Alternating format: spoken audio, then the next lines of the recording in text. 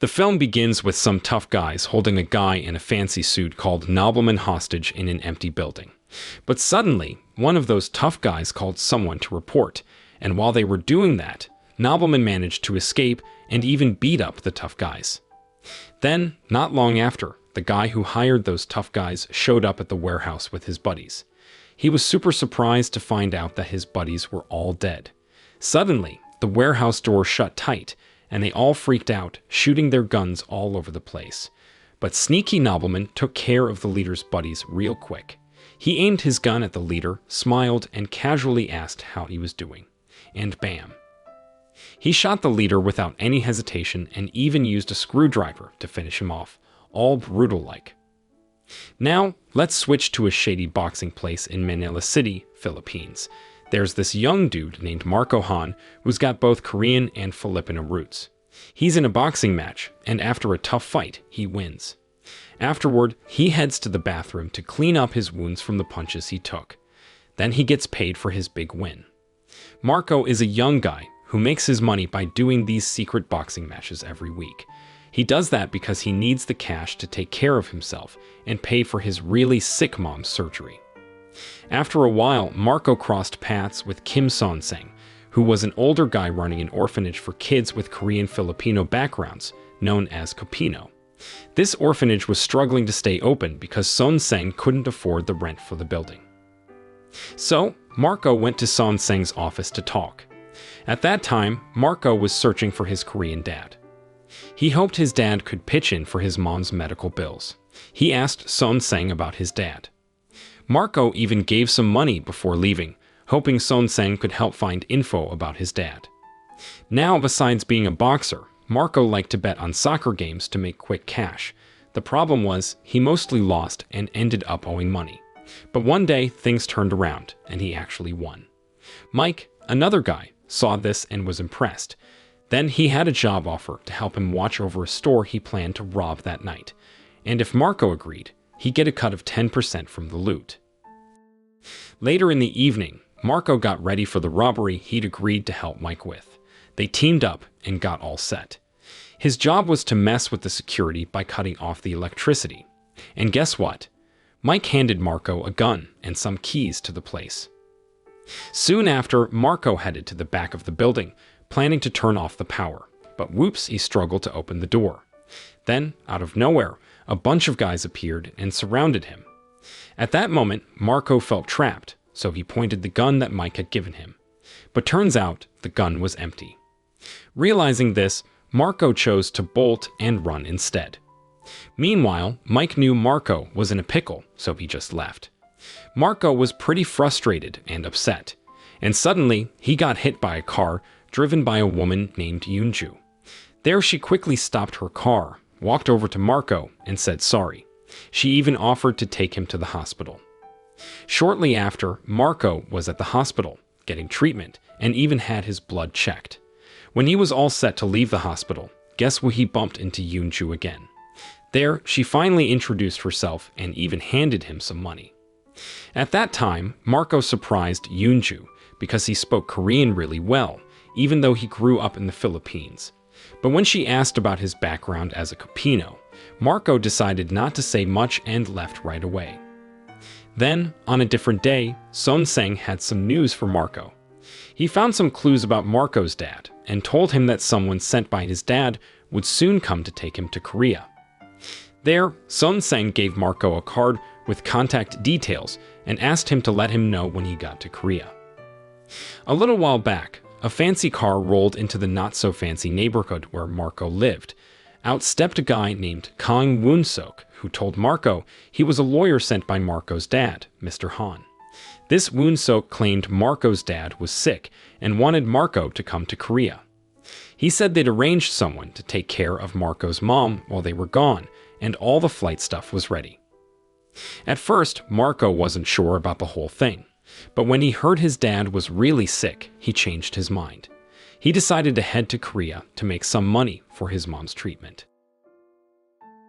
Meanwhile, over in Korea, a guy named Han Yisa got a call from Woon-sok saying they'd found Marco.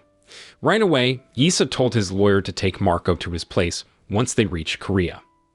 Turns out Issa Guy is one of the big shots in a huge Korean company. He's also Marco's half-brother from their dad's side. Right now, Yissa's really sick and needs a new heart, so he's unconscious, waiting for a transplant. Now, let's shift gears. Marco is up in the sky, flying a fancy plane with Woon-sok.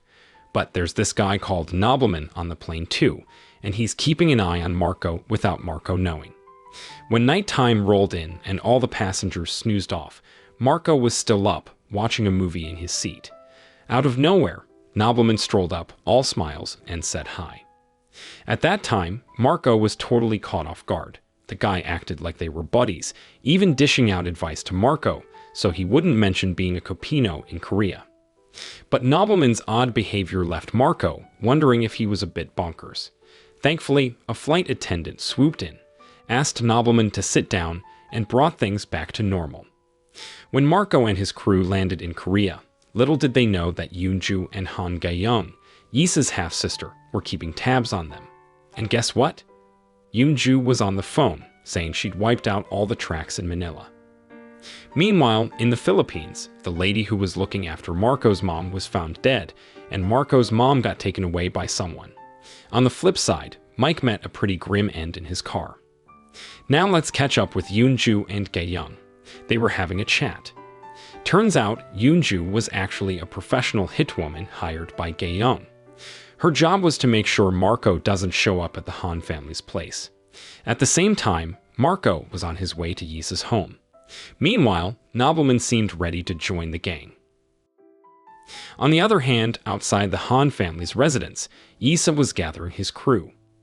Suddenly, two high-up guys from the company were brought out of a car, looking beaten up. These two had supported Gae-young's rise in the company. At that time, Yissa was pretty ticked off. He didn't want Gae-young to get hold of his power. What made him even angrier was that these guys had paid the media to run stories that could bring down his position as the company's director. And guess what? Yissa grabbed a shotgun and took care of those two guys, with Gae-young's supporters out of the way. A group of expert doctors who were set to do Han's heart transplant surgery arrived to see Yissa. Meanwhile, Marco was still riding in the car, heading to Yissa's place, but something was off. The people driving him were acting all rude, even though they were supposed to be his dad's paid bodyguards.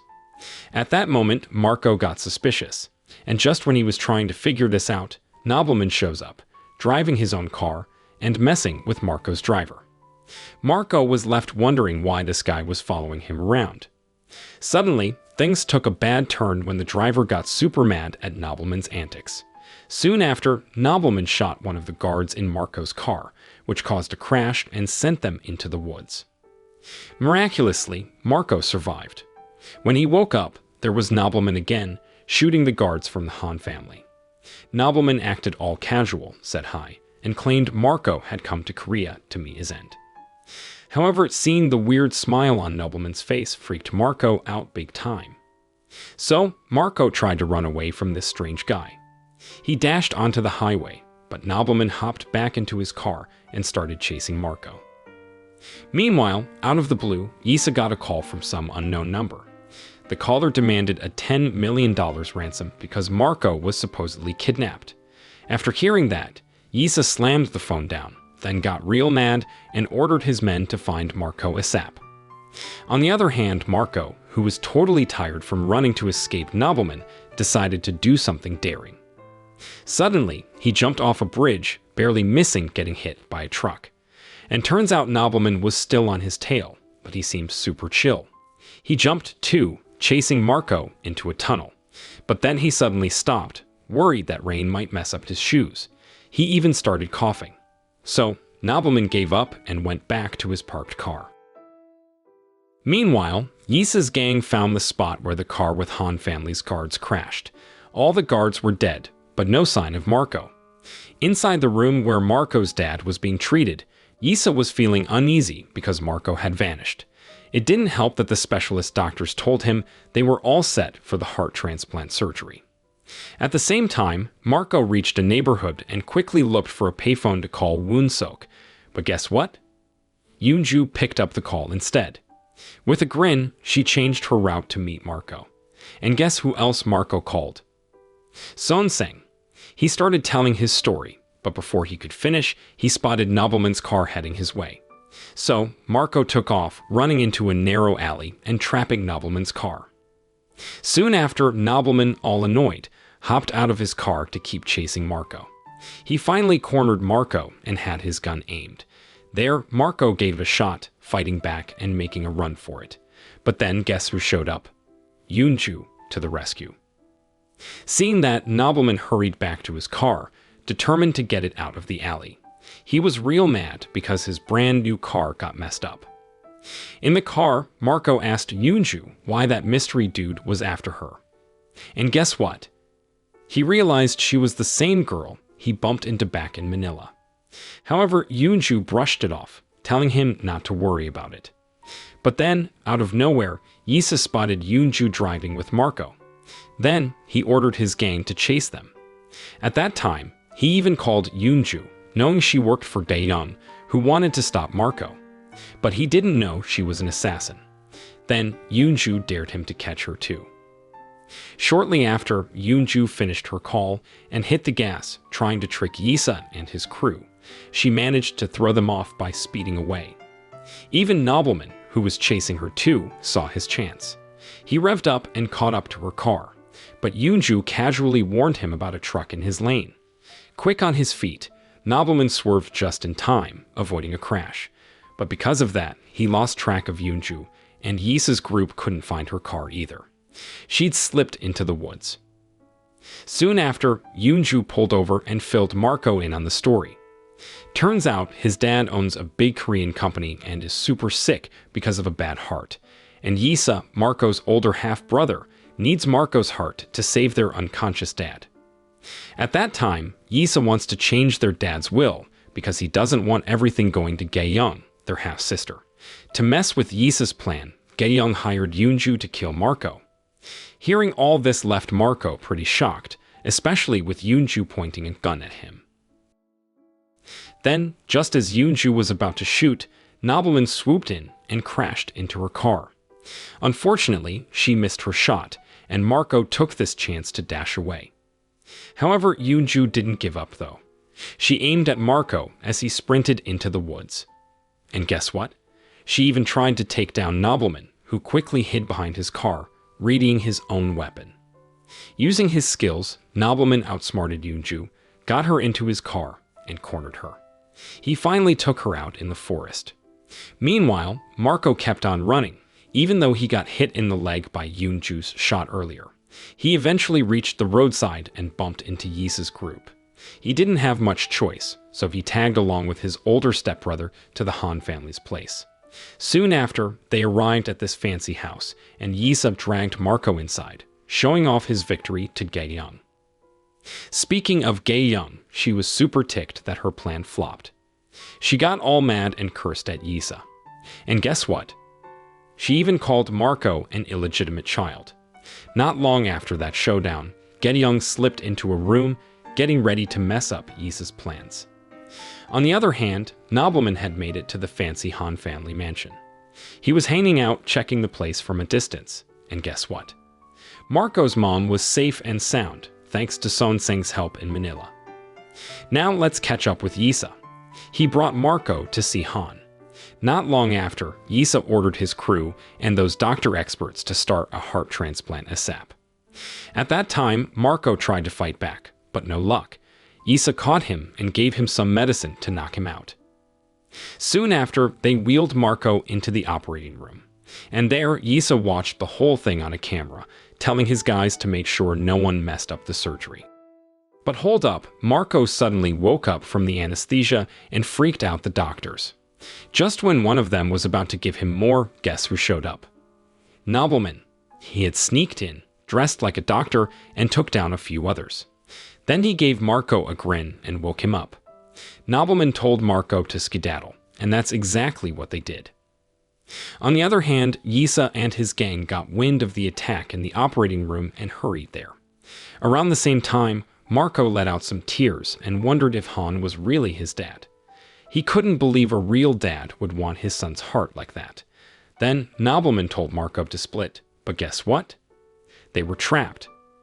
Isa and his bunch of gun-wielding guys surrounded the room. Shortly after, Isa asked Nobleman if he was the one demanding ransom. Nobleman owned up to it, and then he scooped up Marco, using him as a shield, demanding $10 million. But things went haywire when Gae-young suddenly showed up, pointing her gun. At that moment, Nobleman had to dash back into the room because Yisa's crew started firing, and Yisa himself tried to stop them, worried that his dad inside might get hit. Inside that room, Nobleman was hurting bad from a shot in the leg, and remember how Yisa suspected something? Well, he was right. Helpless Han got shot, making his situation way worse.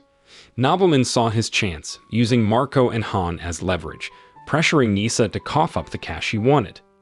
Then, Nobleman told Marco to give his account number to Yisa, who had to do what Nobleman said. Soon after, Yisa contacted his accountant, and they sent the money. After that, Nobleman handed Marco over to Yisa's crew, saying Marco wouldn't die that day. There, he said goodbye and started to leave. But surprise, surprise. All of Yisa's guys circled him, guns out. And guess what? Yisa told Nobleman he wouldn't get away safe. However, Nobleman didn't seem scared. He took down Yisa's guys one by one. At that time, Yisa hid in a corner, then tried to attack Nobleman. But guess what? Nobleman shot him first. There, Yisa got hurt, but wasn't too bad, but he ended up dying. Soon after, Nobleman asked Marco for a hand, since his leg was hurt. But then, Gae-young showed up, pointing her gun. Nobleman told her to chill, saying all of Han's money now belonged to her. However, she wasn't having it though. She thought Marco might try to snatch her riches. At that time, Marco, who heard all that, got super mad. He smacked Gae-young and told her he's not going back to Korea or messing with the mean Han family. Gae-young, all frustrated, asked Nobleman to off Marco, offering him money. And guess what? Nobleman spilled the beans that Marco wasn't really related to the Hans. He said Marco was just a dude he used to blackmail the Hans. Let's go back a bit. A while back, Yuju hired Nobleman, a pro hitman, to find a boy and his mom in Manila. When Nobleman got the mission, he knew Son-seng and asked for help in finding the Filipino kid. He promised Son-seng a good chunk of cash, and Son-seng, needing funds for his orphanage, agreed. Turns out, Nobleman was dealing with his own illness, and he decided to do one good thing before kicking the bucket, so he donated some of the cash. Later on, they picked Marco, a Filipino, to use in their scheme against the Hans. At that time, Nobleman gave Yuju Marco's info. She made sure she hit him on purpose to get a blood sample. And guess what? Nobleman paid off a doctor to fake Marco's medical report. Fast forwarding to the now, Marco was pretty ticked off after hearing Nobleman's explanation. He was ready to jump the guy who put him through all those wild events in Korea. But Nobleman tried to cool him down by saying the money he got was for Marco's mom's medical bills. Hearing that shut Marco up, and he started thinking about all the crazy stuff Nobleman had pulled. Then, Gae-young told them to scram before the cops showed up, so they bolted. After the mess, Son-seng's orphanage for the Filipino kids got back on its feet. In the end, Marco's mom got her surgery, and that put a smile on Marco's face. Later, Nobleman met up with Marco, aiming to help him find his real dad in Korea. But Marco wasn't keen on going back. When he saw Nobleman coughing, he told him to hit up a Dhaka sap. Then Nobleman spilled he actually wanted to be friends, but Marco wasn't into it. In the end, Nobleman went to see a specialist and found out he's in good health. He had a laugh, thinking about all the good stuff he did, since he thought he was a goner. The film ends. The moral lesson from this film is if you're going to be a hitman with a terminal illness, make sure to do some good deeds before you go.